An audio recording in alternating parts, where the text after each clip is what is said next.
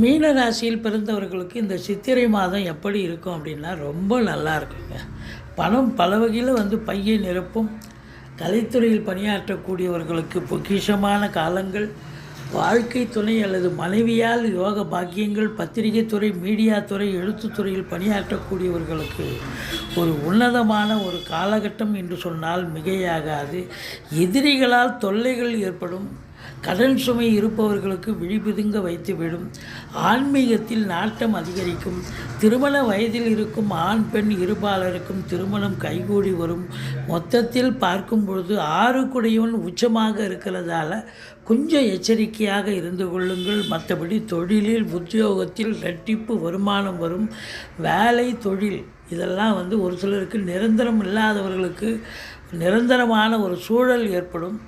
சுமூகமான ஒரு சூழலில் நீங்கள் வேலை பார்ப்பீங்க, சந்தோஷமாக இருப்பீங்க. உங்கள்